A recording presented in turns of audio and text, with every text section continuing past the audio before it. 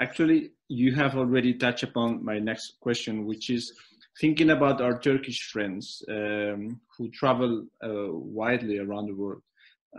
If we were to show them 3 places where they can quickly understand the global nature of Spain, of Spanish history or Hispanic history, if you want, and 3 characters, 3 persons of that history which you describe in your book, they would be surprised to meet and to learn about, because they embody this global and hybrid, if you want, or mixed blooded nature of Spanish culture.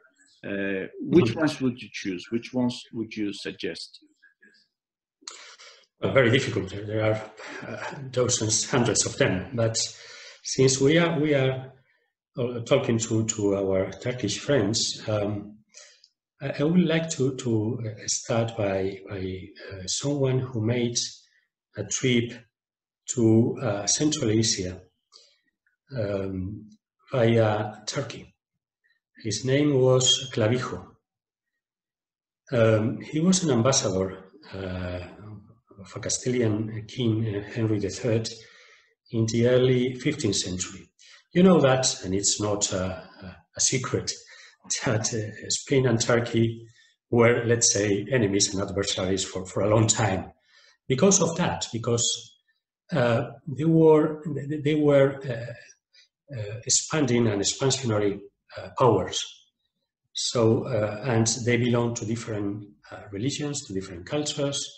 So they met in the Mediterranean, of course, and there were plenty of battles and so on and so forth. But there were also exchanges. And I will say that one of the first ones was this embassy by Clavijo to Tamerlán. It was not an embassy sent to Turkey as such, to the Ottoman Empire, but it had to do with the Ottoman Empire. And it's a very interesting story because the Ottoman Empire at the time in the 15th century, the early 15th century, was expanding westwards. So at that time, Spain was not still Spain, it was a collection of kingdoms. One of them, Castilla, was becoming the hegemon, let's say, the one that finally, let's say, was the main actor in the unification of Spain. And at the time, one of the Castilian kings was interested in getting to know better what the Ottoman Empire was trying to do. So this king sent some spies to the valley of Ankara, so very close to where the place you are now. And the timing was so good that those spies arrived at the valley of Ankara precisely once a momentous battle was taking place. And it was the battle between the armies of the Ottoman Empire and the armies of Tamerlán. Tamerlán was an empire maker, but his power base was farther to the east, in today's Uzbekistan. So he was moving west, but not towards Western Europe, towards the Ottoman Empire. And both empires collided, and Tamerlán won. So the army of Tamerlán took these Castilian empires as prisoners, not knowing who they were. So when they explained that they belonged to a kingdom that was also an enemy of the Ottoman Empire, so Tamerlán sent them back and asked the Castilian king to send an embassy, a formal embassy. And that was the embassy of Clavijo. And Clavijo wrote a memoir, a diary of his voyage through the Eastern Mediterranean, part of today's Turkey, part of today's Iran, and then to Samarkand. Well, when we talk about Turkey, we talk not only about a country, an empire, we talk, as is also the case of Spain, we talk about a civilization. So we know that in Central Asia, and I was posted there as a diplomat 20 years ago in Kazakhstan, so I got to know, let's say, Turkish culture through that far eastern point of view. the influence of Turkish and also Persian culture on Central Asia was already huge. So basically what Tamerlan was doing was creating a mixture of Persian and Turkish, or a mixture of Turkish-Persian empire with cultural influences from both. So what Clavijo witnessed was the emergence of that huge cultural area from Istanbul to the, let's say, the Chinese Wall. I remember when I was in Almati in 1999, my Turkish friends belonging to the or working in the Turkish embassy, what they were trying to do was to revive those early connections between Turkey, then the Ottoman Empire, and Central Asia, building upon, of course, the fact that many Central Asian countries, of course, all of them is Tajikistan, speak Turkic languages, and were very much influenced, for instance, in terms of religion by Sufi brotherhoods, some of them coming from Turkey. Mm-hmm. So if I will start by mentioning a character that symbolizes the early expansion of Spain, and at the same time its early connection with Turkey or the Turkish cultural world, it will be Clavijo, right? So that's one of those connecting characters. The others I will choose are not maybe so evident for a Turkish audience, but are very, very interesting. The second one will be Inca Garcilaso de la Vega. Well, just to explain, he was the son of a Spanish conquistador and an Inca princess in Peru. So when he was a child, he was raised, he said, I was drinking milk from my Inca mother at the same time that I was eating the bread from my Spanish father. So he took the best of both worlds, Spanish and Amerindian and Inca. He became, for me at least, the first modern American man, in the sense that he became a writer, a philosopher. He left America to come to Spain in order to connect with his father's family and also to claim his right to the inheritance when his father died. So he spent the last part of his life in Spain, but he never forgot about his Inca origins. What he did was the following. He wrote the first history of the Americas, and particularly the Inca Empire, for an Spanish-European audience. So he was the first American historian. Mm-hmm.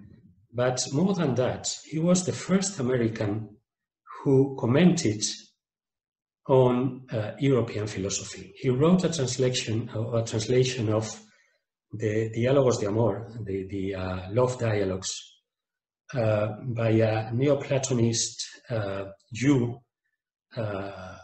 Portuguese-Italian author. He translated those dialogues into Spanish, and then he commented on them.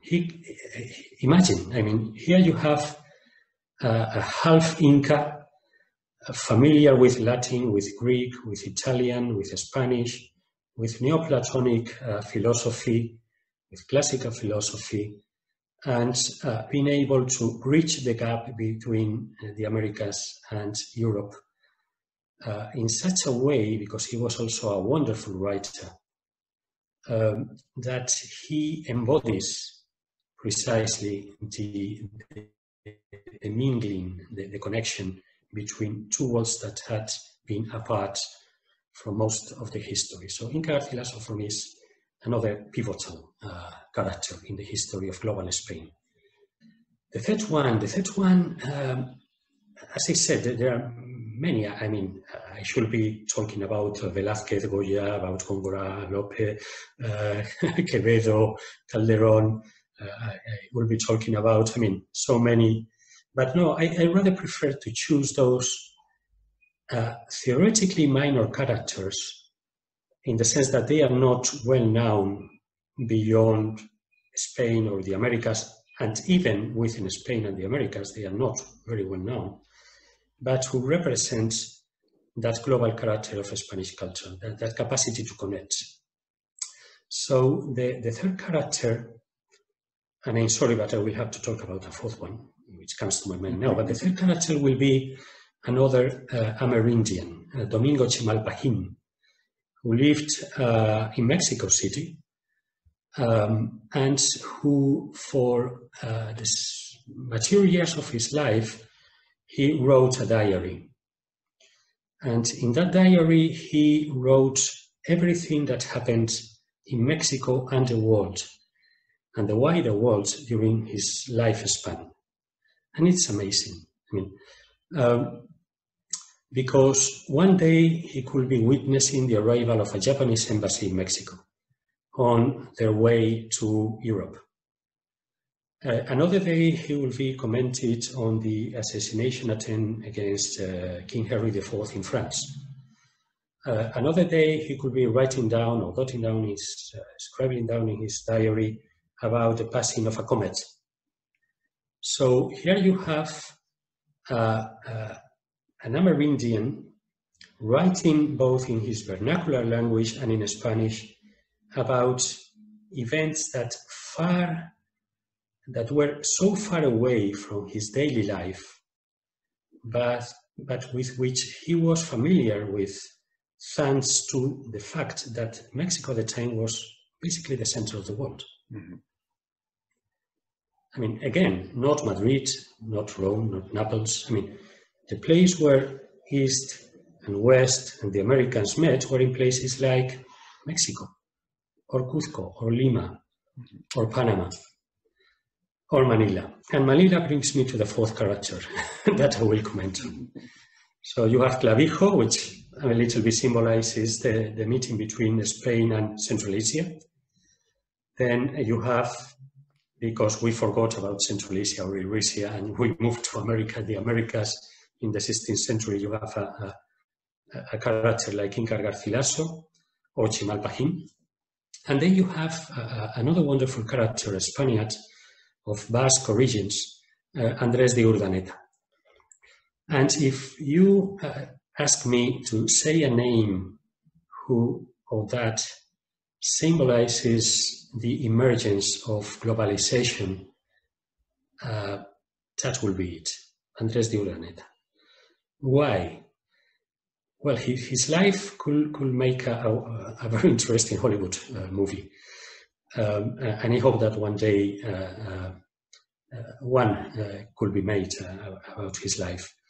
He was a youngster who, born in the Basque Country, learned or heard about the first circumnavigation of the globe by a fellow countryman, Elcano. Again, talking about globalization, that was it. I mean, the first circumnavigation of the globe by the expedition of Magellan and Elcano. So Elcano was the survivor of that expedition as a captain, together with another 18 sailors, some of them from other European countries, and even there was a former slave who was part of the crew. But when Elcano returned to Spain, far from settling down and, I mean, live a life of calm and being respected by everyone and so on, he was such an adventurer that he wanted to get back to the seas. So he enrolled several years later in another expedition whose main aim was to go from Spain via the Strait of Magellan to the, at the time, called Spicy Islands, the Moluccas, but more or less in between the Philippines and Indonesia. So the Moluccas at the time belonged to Portugal. But the second Loaiza Elcano expedition tried to find a way to get to the Spicy Islands without infringing upon the Portuguese rights. That was the main geopolitical aim of the expedition. So Andrés de Urdaneta was 15, 16 years old at the time. So he escaped from his home. He enrolled in that expedition. That expedition was a disaster in the sense that I think there were 4 ships, but only one reached the Moluccas. And originally the crew was like 600 and only 100 made it to the Moluccas. One of them was Andrés de Urdaneta. So he lived there in the Moluccas for 6 years, fighting against the Portuguese, fighting against the local people, being allied with others, local polities. He was finally captured by the Portuguese and back to Lisbon. He escaped, got back to Valladolid, met with Charles V, with the emperor, and said there has to be a way, not only for us Spaniards to get to Asia, the Philippines, the Moluccas, without infringing, as I said before, upon the Portuguese rights, but also to get back from the Philippines, from Asia to America, and then to Europe. It was called the Tornaviaje. And it was, at the time, thought to be impossible. So Urdaneta, after so many vicissitudes in his life, he went to the Americas as a conquistador, then he became a monk. And when he was a monk, many years later, he received a letter by Philip II saying, you have to get back to the seas from Acapulco, go to the Philippines, and then find a way to get from the Philippines back to America. If no one has been able to discover that way back from Asia to America, if there is someone who can do it, you are the man. Urdaneta was like 60 years old at the time. He was very old. But he did it. And he discovered that journey back from the Philippines to America. And that made possible, as I said before, the regular 2 times per year connections from Manila to Acapulco, from Veracruz to Spain. And that route that he discovered lasted for 250 years. And it made possible, I mean, that, for instance, Spanish-American silver finally made its way into the Chinese economy, or that silk, ceramics, books made their way from China via the Philippines to Americas and to Europe. So he was the father of globalization as we know it, Andrés de Urdaneta. Fantastic. Then as the last question, we could go on talking about global Spain and global matters for hours, and it's so exciting and really entertaining to listen to you. But I would like to end on a more personal note. As you're a diplomat, you're a writer, and you are a traveler, and surely you have visited this country we are working at right now, Turkey. What are your memories, your fondest memories, or those memories of aspects of Turkey that are precisely in line with what we are discussing today, the global or the civilizational outreach of a country like Turkey? It's a fascinating country, and I have visited many times. Unfortunately, most of the times, in between connections to get from Europe to Central Asia or the Caucasus, where I was also posted at some time in my previous reincarnations as a diplomat. As I said, my first encounter with Turkey was in Kazakhstan, and particularly in the border between Kazakhstan and China, because as our Turkish friends know, their language and their ethnicity comes from that part of the world, somewhere in between the Ili River, marking the border between Kazakhstan and China, and the Orkhon River in Mongolia. So I had the opportunity to travel a lot along the sea roads and in Inner Mongolia, Western China, and so on. And I met once my way into the Orkhon Valley, also to the Ili River, where the first proto-Turkic scripts were written on a stone, literally. So my first encounter with Turkey or things associated with Turkey were that far away in Mongolia or Eastern Kazakhstan. But it had to do with the cradle of Turkish civilization. So that was for me fantastic. Of course, being in Kazakhstan, my Kazakh friends, many of them spoke Turkish. I mean, it's not that far away from Kazakh. And of course, I have to say that it was thanks to a Turkish restaurant that gastronomically I was able to survive for 3 years, because I have to say that I love Kazakhstan, but the gastronomy of the nomadic people is a little bit beyond my taste. I love horse meat and so on and so forth, but being fed on it every day is a little bit so. Having access to Turkish food, which I love, it was obviously something that made my day back then. So later on, from different postings, I was posted in Vienna, but in an organization called the OSCE, Organization for Security and Cooperation in Europe. At the time, in the early 90s, it had a lot of, relations with the Caucasus, with Central Asia also. So I had to travel a lot to Azerbaijan, Armenia, Tajikistan, Kazakhstan via Istanbul. So I profited to spend a couple of days every time I could. And also when I was able to stay longer to visit other places, I love in particular the shores of the Black Sea, the Marmara Strait and so on. But there is a place, of course, Istanbul, we could talk, for hours about Istanbul. That will be another day. What a city, what a city.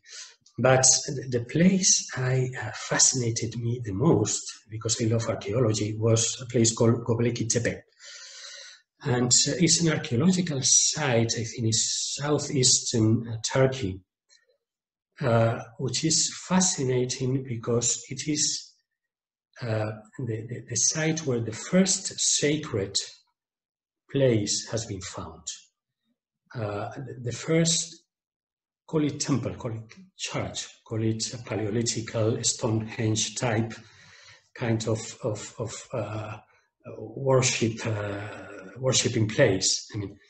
But it's amazing because it goes back to the 9,000 years before our common era. And I think it was discovered by a German archaeologist in the second half of the 20th century. And it puzzled historians and archaeologists, because it was thought at the time that organized religion, the kind that requires a place to worship, a place to bury people according to certain rites and so on, was associated with the birth of agriculture, with sedentary societies. But here, no. 9,000 years before our common era, we were hunters-gatherers. And there you have a sacred place, a temple, dating back to those times when we were nomads, when basically we were not supposed to be doing those things. So that being in Turkey, it has a special meaning for me. I love it. I really read again and again about this new discovery that it's made at the place and so on. Also, I like very much, of course, Antalya and the archaeological sites, the Hittite civilization connected to Egypt and so on. So what attracts me about Turkey is also like Spain, let's say. It's not a country, it's not a state, it's a civilization. And it's not just any kind of civilization, it's a connecting civilization. East and West, of course, geographically speaking is very obvious, but also from a cultural point of view. So from that point of view, I have to say that you are privileged to be posted there and have the opportunity to learn the language and study about it and share every day with such a fascinating people and culture. Indeed. And the thing is that, talking about connecting, we would love to have you, Luis, around here in Turkey as soon as it is possible and healthy to travel, because we feel you have so many things to tell our Turkish friends, and vice versa. Excellent historians and anthropologists and people studying culture here in Turkey, and it would be a great pleasure for us to try and set up something so that we can enjoy you in person and also visit those places with you. By the way, I'm much better on a screen than in person, I have to say, so you will be disappointed, but... Göbekli is featured even on a Netflix series. If you want to check it out, so it's a big thing in Turkey as well these days. Yes, absolutely. It will be a pleasure to be there, but when I will go there, because I hope it's not a matter of if, but when, it will not be to teach, but to learn. Thank you so much. Thank you, Luis Martínez Montes, for your time. And we will be sharing information about your books, your magazine, and hopefully also some images of the characters and the places you have been talking about on our social media on Monday. Thank you so much. Thank you. Thank you to you.